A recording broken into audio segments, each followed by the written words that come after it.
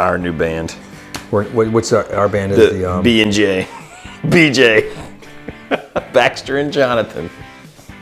That's what I was going to call like my band with Jeremy. Tenacious BJ. Which I still might do because it's a Tenacious D sort of tribute thing. Just for like 1 or 2 shows and that's it. Yeah, done. And it's done.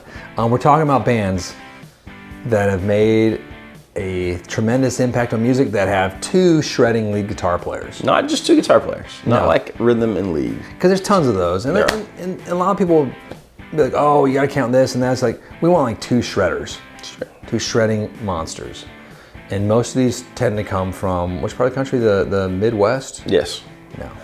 The South. The Southlands. The South. Sort of. Come on. I'll get into the other ones in a little bit just to throw you off. Give me some Southern ones.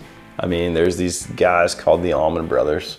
Yeah, but were they really that famous? No, I mean, they did okay. They had their own little market kind of thing, Name one guitar player from the Allman Brothers. Jack Pearson. No, I'm just kidding. That was good. Dickie Betts and Dwayne Allman. Have they had any other like guys that took over later that were No one of note. Okay. He formed his own band. These guys have never heard of Derek Trucks. I cannot believe they're talking about that. Oh, that's the guitar player for Tedeschi. Yeah. Okay, got it. The Tedeschi band. So you got Warren, you got Derek, you got all these guys. They always have 2 amazing guitar players. Okay, name one more Southern band that's any good that had 2 guitar players. Leonard Skinner. I was hoping you forget that one. Just saying. Yeah, that band's really good. That band's like, I didn't realize how good they were until I got older in life. And then you're like, oh wow, they were really. We'll see. I grew up with them so much that I just take it for granted, and then I'll go back. And I don't sit around and listen to Leonard Skinner. I listened to him a lot. I just didn't like him until later. It's one of those things you listen to it so much, and then you just take a break. And now every now and again, I'll put a Skinner song on, or I need to learn one for something, and I'm just like, wow, this is so good. It's so tight. It's so tight. And God, I saw this great YouTube video this morning of a guy playing acoustic guitar and his parrot or something singing Freebird. It's amazing. Don't worry. Amazing. I'm sure it's attached to your something right now. But it just really made me happy in every possible way. But no, I was like, man, even with this bird squawking over it, I realized the brilliance of this stupid melodic guitar solo. There you go. Just it's like I can sing it. You can sing it. That's the and then when you can even sing the shreddy part at the end, which is kind of amazing. Yeah. Yeah, you can. You're like Zeppelin, I can do that too. But back to but the reason we're doing dual guitar bands is because there's a majesty of power. Yes. When 2 guitars just like sync together, and it's also the majesty of like rehearsal. We love improvisation. Like I love jam bands. Yes. I love that. But this is like sort of taking that jam tendency, and some of them aren't jam. We'll get into it in a minute. But and having a composed section that has to function. The Outlaws is another band. The Outlaws is fantastic. But let's jump into a massive band that might not be considered Southern, unfortunately. The Eagles. A little different. Pretty phenomenal guitar playing, though. I would say it's okay. Hotel California is one of the most iconic guitar solos of like dual guitar solory. And when you hear and it's, is it the most complicated thing to play? But no, maybe not. But it's not easy. It's right. To do it well. To do it well and do it right. And to play it with another human. That's what's amazing, right? Is the way it sort of weaves. It's awesome. It is awesome. And in most bar bands that are playing that song and doing that dual guitar solo of any, it's sort of, you might be drunk. And that's even harder. But when those cats were doing it, were they drunk when they were doing it? Probably. Yeah, they were probably high too. Probably. Yeah, and hating each other at the same time. Sometimes. I hate you so much. But they looked like they were having a great time on stage. Like playing those little triplets. Oh, it's just so cool. What a great band. Yeah. But like I was saying, the power.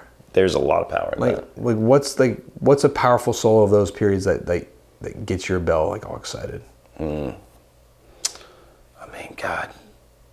There's a ton. I can't. We haven't mentioned them yet. Who? Good old Layla. Oh yeah, Derek and that. Which not really a 2. I mean, the recording is obviously 2 guitar players, right? And it's. I mean, some people don't even like it because it's a little out of tune.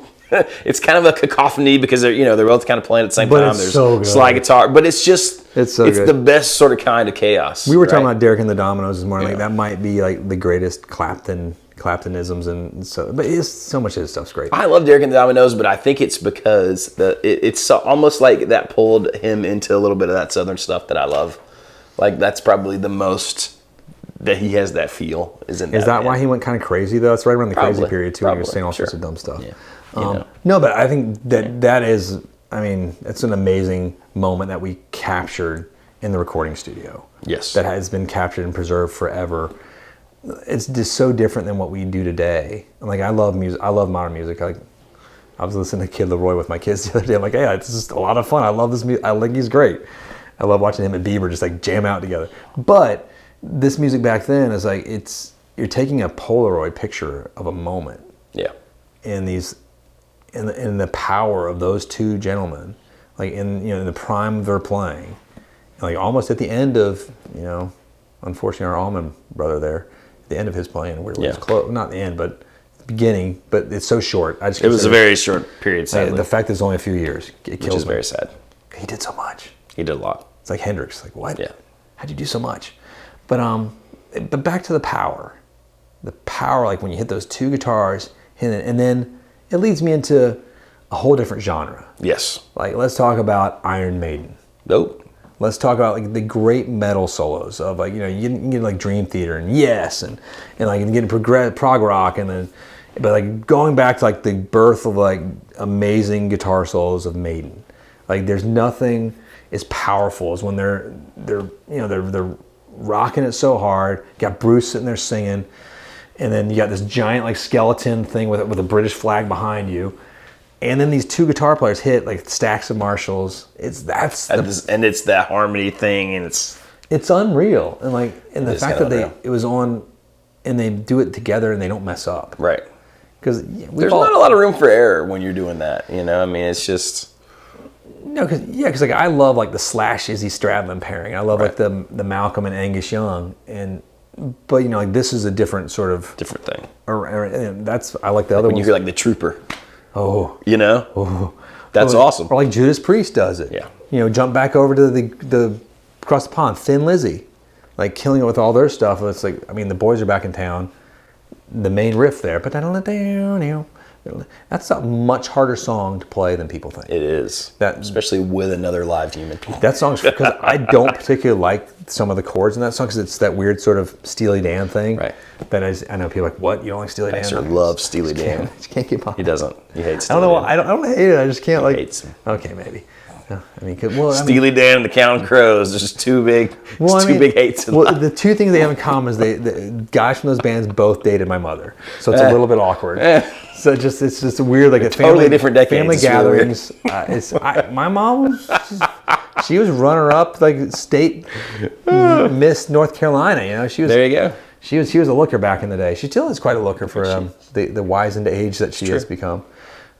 She's tiny too. Can't confirm. She still has the Annette Funicello haircut, which and she has this like fabulous like guy named Andy. Like he's just fantastic. He does her hair and like he's the king of doing like these more seasoned ladies' hair. More seasoned. That was a nice way of saying older. But she's a beautiful seasoned lady. Anyway, back away from my mother, who I love dearly.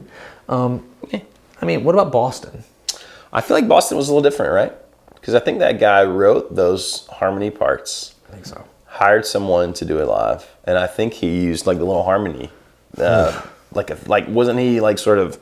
I could be totally wrong, so correct me. I'm sure you'll. Let's correct just me say you're right, though. It's YouTube. I think that he sort of pioneered some of those, like using the harmony pedal kind of stuff. I really don't like those things. I mean, I get it, but like I get it if like you're a dude by himself playing at the bar. But I like that. Yeah, to add Fleetwood Mac.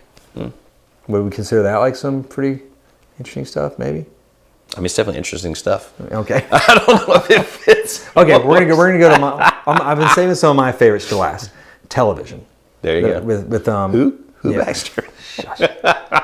Yeah, Verlaine and Richard Lloyd. So like they have like those one great phenomenal record. The second one's really good too, Adventure. But Marquee Moon being the first. But they were sort of the founding of like art punk in sort of that CBGB scene, but like the interweaving solos that they would do, totally different styles too. Because Tom Verlaine sort of like weaves in and out sort of strangely rhythmically and weird scales, and Richard's like a more traditional rock and roll guitar player, but completely not traditional. Right. But I just, who I adore in his playing styles. And you had the sort of honor to do a little playing with him. I was his rhythm guitar player for quite a while. Kind of cool. It's a little known fact. Tons of fun stories on that one. But I just watched, and I learned so much from watching him play. And he taught me how to interweave with people in a different way. Just because, I mean, I thought I was a badass when I was a young 20-something-year-old kid. And didn't we all? Yeah, I mean, I was like, this old man doesn't know a thing. And he's like, he just destroys me one night. I was like, oh. Like he was doing the solo for Field of Fire, and I was like, yep, I can't do any of that. Like this, he played scales in that sort of like the one, with the all one note with like the one string with like the 1 3 5 1 3 5 1. I'd never seen anybody do that. I was just doing major scales a different way, and he would open up the way to play vertically and horizontally in different ways to me. That's awesome. Which I appreciated. But I enjoy the playing. And then another band that's maybe not on everyone's radar, because I don't know if they're touring as much, Valiant Thor. Have you heard them before? One of my favorites. They look like you. They look like you when they were 20. Yeah. Like they did. They're sort of like a skate, not skate. Volcom Records had them for a while, but they were on tour with Motorhead, with Joan Jett as an opening supporting act, and phenomenal. I saw. It wasn't the type of music I listened to in general. Right. And then like I saw them live once at some small place in Raleigh, and I was like, holy crap, these guitar solos are on fire. And their bass player's name is Nightwolf. Well, there you go. The best. The lead singer would take his shirt off and rub his little belly and like sweat cover, like doing like anti-George Bush like things. I was like, this is amazing. It's amazing. It's just that he was a frontman like the frontmen of old. Yeah. And then but those guitar solos just hit you. If you've seen like a great band in a small venue do dual guitar solos with 2 Les Pauls and 2 stacks of Marshalls. That's amazing. Not like little Marshall combos, stacks. In your face. Like you said, it's just power. It's power. It's unbelievable, and it's so much harder to do. Well, it's whether we're talking about Layla, where it's just totally, anarchy, it's chaos, or we're talking about Skynyrd, where it's all crafted out and they weave together just right. There's just something amazing about hearing two dudes who approach a song differently, where like it's this marriage where it comes together. It's just it's magic. It really is magical. It's different than a power. I love power trios. It's different than a trio where it's just 3 guys getting after it. There's something where you have to have this give and take. I can say 3 guys getting after it. 3 guys getting after it. Wrong. Oh, sweaty 3 guys. Mm. You say that a lot. I do. It makes me question your past. But hey, whatever. But it is. There's just something amazing about it, and it does not work with every dude you meet that you play with. No, sometimes it takes a level of rehearsal. And I think just, again, that willingness to sort of compromise a little bit, give and take. Well, in preparations for our road trip, I was listening to some Fish music just to get everybody ready to educate. I know you're excited. No, and I was thinking the same thing that you're talking, because like Trey and his guitar playing, and they do these crazy jams. A lot of it's composed. Sure. And then the keyboard player will play in sync with whatever Trey's playing solo-wise. And it's a really it's not the same power at all. It's not two guitar players crush that.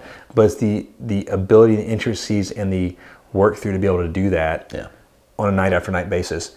In between these chaotic, who knows what's going to happen, sort of Derek and the Dominos type of moments. That's what makes me enjoy like a jam band that can do both. My Morning Jacket can do that stuff as well. Well, the Allman Brothers, I think they would get to know each other's styles so well. They just knew where the other guy was going, and they're able to play off of it. And I've played with there's I could be biased. There's something about Southern guitar players where I've played with guys before, and have impromptu harmony guitar parts in long jams. Just because you're watching the other guy, and you're seeing what he's doing. We've even done that. We've done that because it's just something you do growing up with that lineage. It's like I grew up in the gospel like tradition of it. Sort of know what's going to happen, and then you're like, oh yeah, cool. He's doing that. I'm going to do this a third above, and then I might bury up a fifth above, and then harmony is complete. It's amazing. I enjoy it. So like we left out a bunch of bands, Scorpions, and a few other ones too. I'm not going to say anymore. There's more. But let us know like the bands that you love, and like share your experiences. Like if you've seen like an Allman Brothers show, if you were at the Fillmore East by any weird chance, let us know. That's amazing. It's amazing. Yeah. Any of these bands, like the ones that think of stuff off the topic. I brought up Fish for a minute. think of dual solo bands that exist. Or you might be like, no one should ever play guitar solos. This all sucks. Why would you say that to me? Some people think that. I know it's really backward thinking, but some people believe things like that. I'm just biased against you right now. You're not my friend. If I really believe that, you should be. I deserve it. Take me home, Johnny. Take me home. Hit like and subscribe. Click the bell if you have not so you don't miss these sorts of things in the future. Thanks for hanging out with us. We'll see you next time.